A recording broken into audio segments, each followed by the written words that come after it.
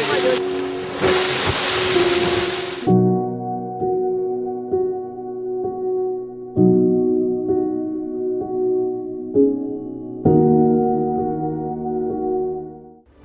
कटान और वैक्सीनेशन को लेकर जिलाधिकारी का क्या है प्लान?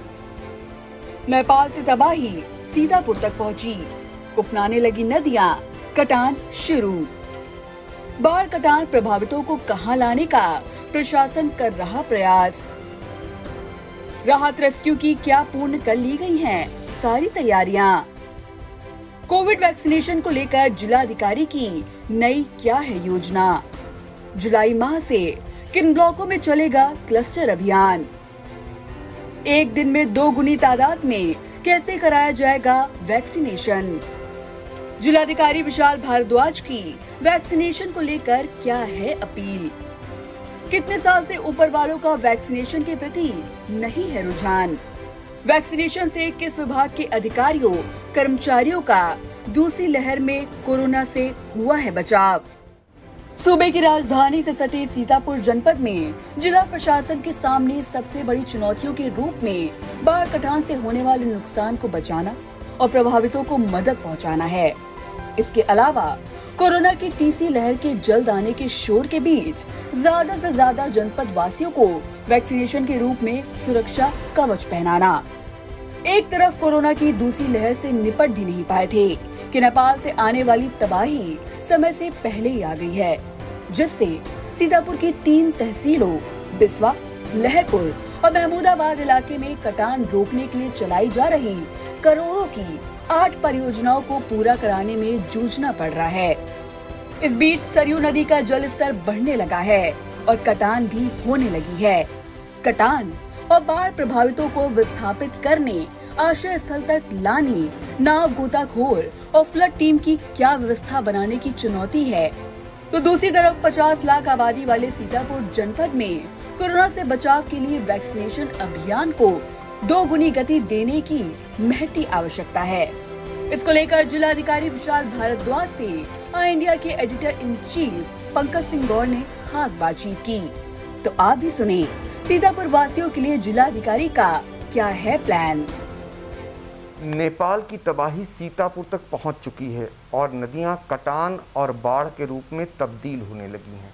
क्या कुछ स्थिति है इसको लेकर, क्या कुछ इंतजामात किए जा रहे हैं? और जो बाढ़ प्रभावित हैं, कटान प्रभावित हैं, उनके लिए जिला प्रशासन क्या कुछ कर रहा है? इस समय जिलाधिकारी विशाल भारद्वाज जी मौजूद हैं, उन्हीं से जानेंगे। क्योंकि बाढ़ प्रभावित इलाके का, कटान प्रभावित इलाके का वह निरंतर दौरा भी कर रहे हैं।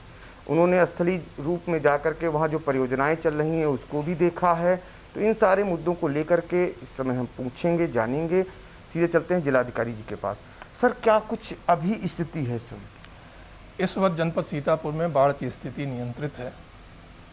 यद्यपि जो नदियां हैं शारदा और घाघरा, उनमें जलस्तर में वृद्धि है और कुछ गांव हमारे, इनफैक्ट 2 गांव हमारे प्रभावित हैं इस वक्त, परमेश्वरपुरवा और फौजदारपुरवा। वहाँ पर लगभग 25 से 30 परिवारों को विस्थापित किया गया है। वे लोग अभी अपने रिश्तेदारों के घर में हैं। यद्यपि हमारी जो आश्रय स्थल हैं वो पूरी तौर पे तैयार हैं और उनसे ये अनुरोध किया जा रहा है कि वे लोग आश्रय स्थलों में आ जाएं। इन 2 गांवों में सिंचाई विभाग द्वारा बाढ़ नियंत्रण के हेतु जो प्रयास अपेक्षित हैं वो लगातार किए जा रहे हैं। हमारे और एसपी साहब के द्वारा और एडीएम द्वारा भी कल इनका निरीक्षण किया गया है और हम लोग सतत इस पर निगाह रखे हुए हैं। और हम लोग का प्रयास ये है कि जितनी कटान अब तक हुई है उससे अधिक और कोई कटान ना हो और जो भी व्यक्ति इससे प्रभावित हो रहे हैं उनको तत्काल जो राहत अपेक्षित है वो उनको प्रदान की जा रही है। सर, सीतापुर में कटान से जो क्षति हो रही है या नुकसान हो रहा है उसके लिए कुछ परियोजनाएं भी चल रही हैं, उनकी प्रगति कितनी है? शारदा नदी से जो हमारा कटान प्रभावित इलाका था उसमें इस वर्ष और गत 2 वर्षों में स्टड निर्माण का कार्य यहाँ पर हुआ है। वो सारे निर्माण कार्य पूर्ण हो चुके हैं और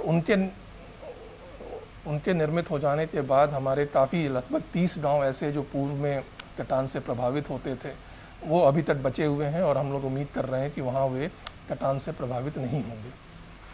सर, इसके अलावा जो नेपाल से पानी लगातार बैराजों से छोड़ा जा रहा है, लाखों क्यूसिक पानी छोड़ा जा रहा है, तो अब फैलाव की स्थिति बनेगी सीतापुर में, तो बाढ़ जब आएगी तो उससे निपटने के लिए नाव की व्यवस्था और जो टीम लगानी है उसकी सर क्या कुछ इंतजाम किए गए? शारदा नदी में जो बाढ़ का हमारा जो मुख्य पॉइंट है वो बनबसा से हमें पता चलता है कि वहाँ क्या वाटर लेवल है। तो बनबसा में हमारा रिसीडिंग ट्रेंड बताया गया है। परसों रात में वहाँ से लगभग 2-2.5 लाख क्यूसेक पानी छोड़ा गया था और हमें ये उम्मीद थी कि उससे हमारा काफ़ी क्षेत्र प्रभावित होगा, किंतु शारदा बैराज लखीमपुर खीरी आते आते काफ़ी पानी इधर उधर निकल गया है।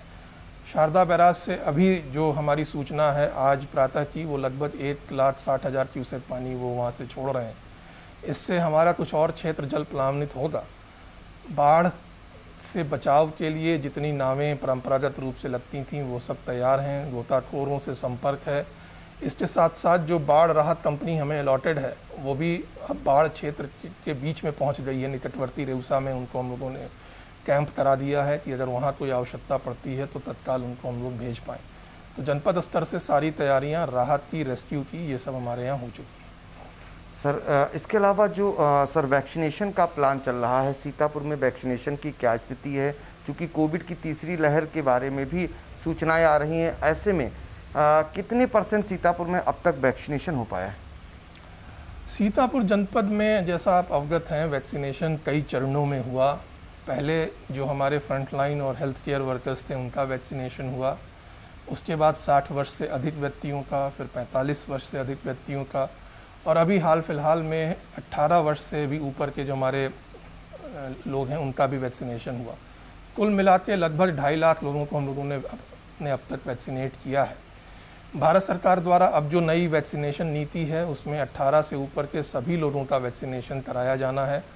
आगामी जुलाई माह से एक वृहद अभियान क्लस्टर आधारित हम लोग आरंभ कर रहे हैं शासन के निर्देश पर, और आज से हमारे 6 पायलट ब्लॉकों में, जनपद के 6 पायलट ब्लॉक हैं जहां पर हम क्लस्टर आधारित वैक्सीनेशन शुरू कर रहे हैं।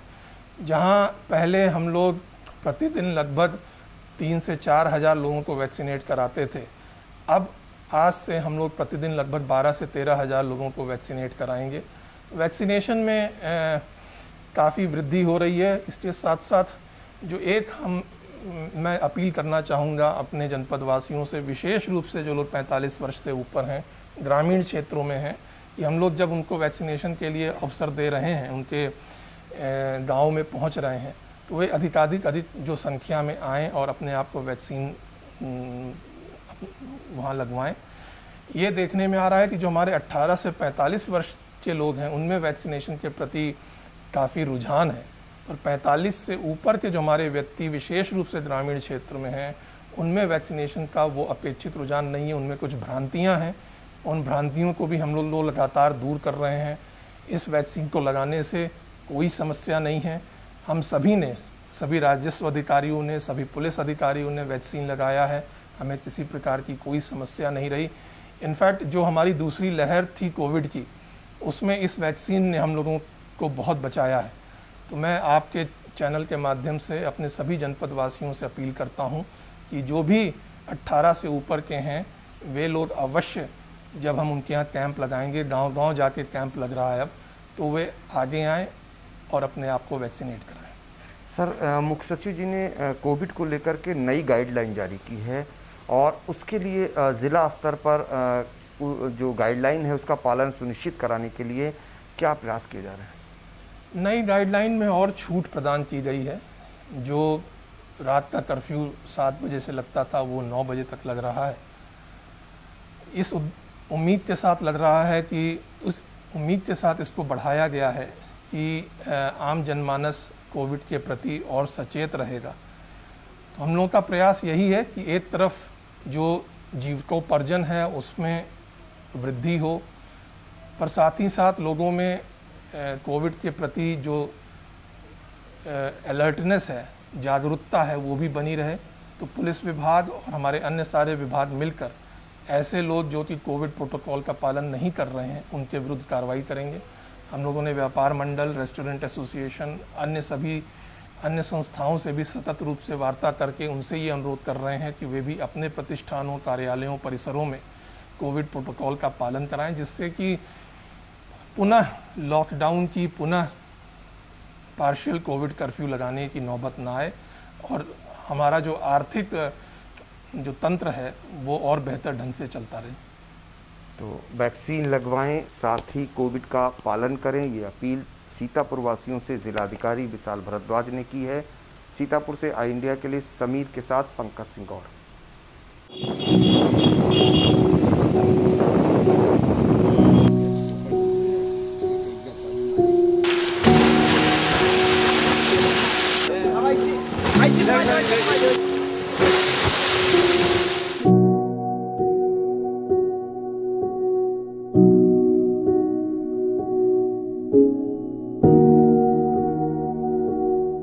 खबर आपकी, नजर हमारी। देखते रहिए आई इंडिया।